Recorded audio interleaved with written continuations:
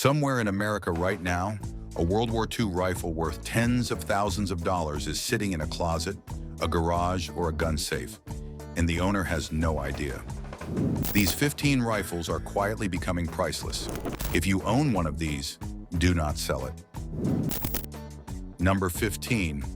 USM-1 Carbine Standard Production. The entry point into World War II collecting. The M1 Carbine was built by 10 different manufacturers during the war. Everyone from Winchester to Rock-Ola, the jukebox company. Standard examples in solid condition trade between $1,000 and $1,800 today.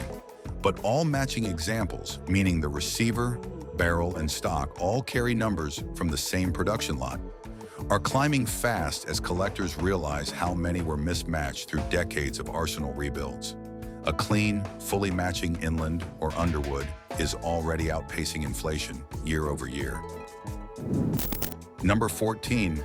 Soviet Mosin-Nagant 91/30, standard 37 million made, but the good ones are vanishing.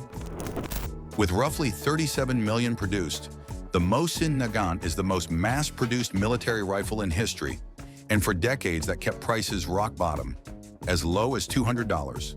That era is ending. Import restrictions on Russian pattern firearms have cut off new surplus from entering the US market.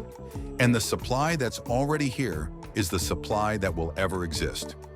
Clean, unmolested examples with original hex receivers and matching bolts now run $400 to $600, with rare variants going much higher. Number 13. British Lee-Enfield Number 4. Mark I, the fastest bolt-action rifle of the war. British and Commonwealth troops could fire the Lee-Enfield faster than almost any other bolt-action rifle in the war, thanks to its smooth rear-locking bolt and 10-round magazine. Clean Number 4. Mark I examples currently sell for $300 to $500. The ones to watch are Canadian Long Branch Arsenal production and rifles still bearing British proof marks with matching serial numbers throughout. Those are already commanding premiums of 2 to 3 times standard surplus pricing among Commonwealth collectors. Number 12. Japanese Arisaka, Type 99. The rifle most American collectors get wrong. Here's what most owners don't know. If the Imperial Chrysanthemum crest on the receiver is intact rather than ground off, that rifle was never officially surrendered. It's a battlefield capture, not a post-surrender turn-in, and it's worth significantly more. Standard last-ditch production Type 99s, often crudely finished in the war's final desperate months, sell for $400 to $700. Early war examples with the crest intact and full furniture can reach $1,500 or more. Number 11. Italian Carcano, M91/38. The most overlooked rifle of the war. The Carcano gets dismissed by collectors more than almost any other WW2 rifle, partly because of its association with the Kennedy assassination, partly because millions were imported cheaply through the 1960s. That history kept prices low for decades. But clean examples are becoming genuinely hard to find. And as the surplus pipeline from the 1960s import boom finally runs dry, prices on well-preserved Carcanos have started climbing from the $300 range toward $500 and up for excellent condition rifles with intact stocks. Number 10. U.S. Springfield and 1903A3, the bridge between two eras. By 1942, the U.S. needed rifles faster than the original M1903 could be produced, so Remington and Smith Corona simplified the design with stamped sheet metal parts instead of machined ones. That wartime shortcut is exactly why collectors want them now. They represent a snapshot of American industry racing to arm itself. Clean Remington and Smith Corona examples, in original condition, run $900 to $1,400, with documented unit history pushing well past that. Number 9. German Mauser K98K standard issue. 28 million made, increasingly hard to find clean. The Kar 98KO was the standard rifle of the German Wehrmacht, with production split across dozens of factories, each marked with a unique code. A clean standard issue K, 98K today, runs $2,000 to $4,000, already several times what most owners assume. The maker code matters enormously.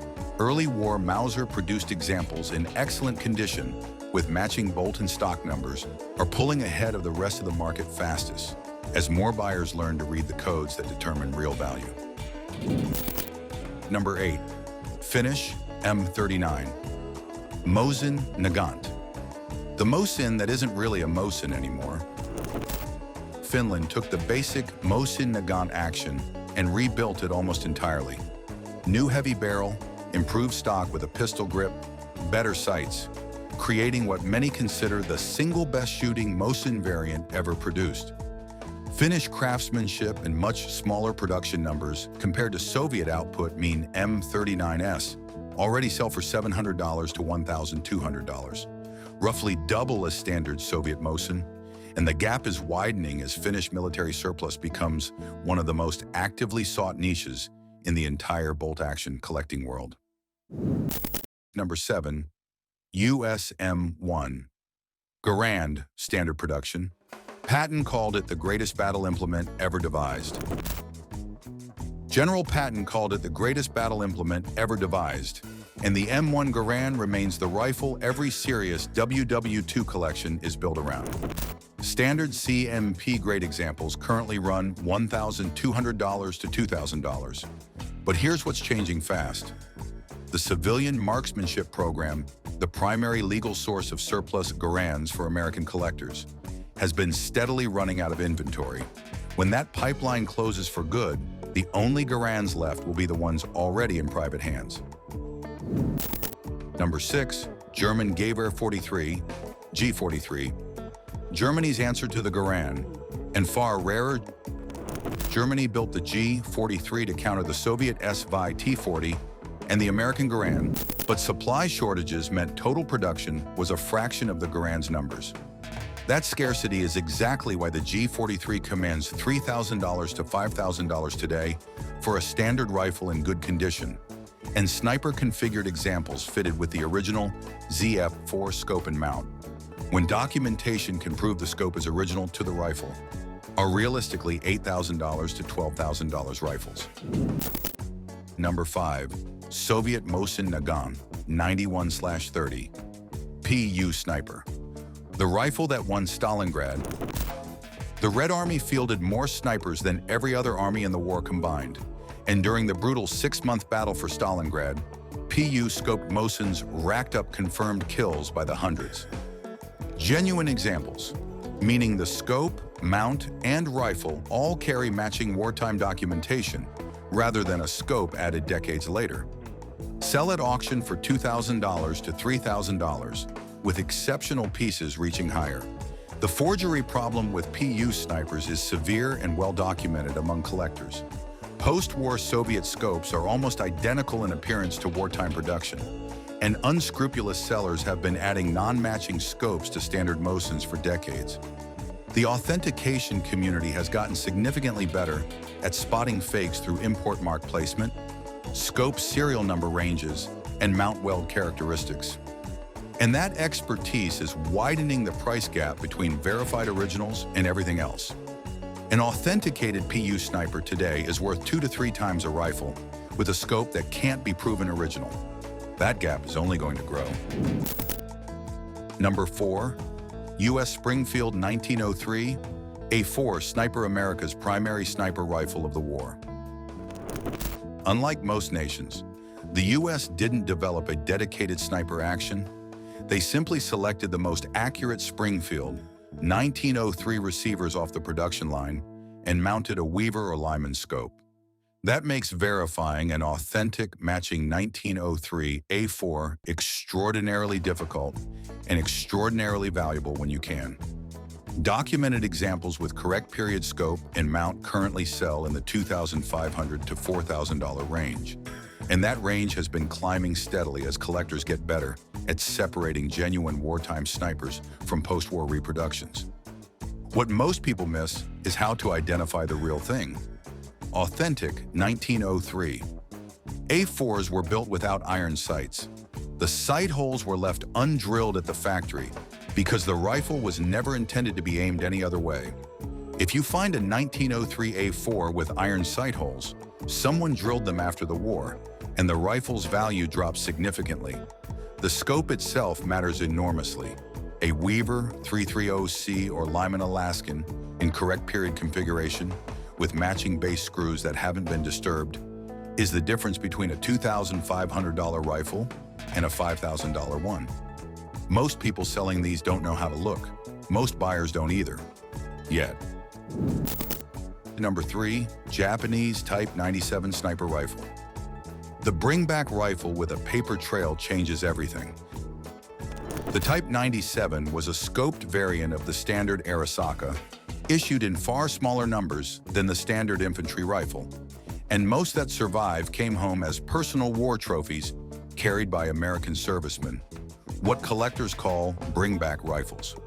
A standard Type 97 in solid condition runs $2,000 to $3,500.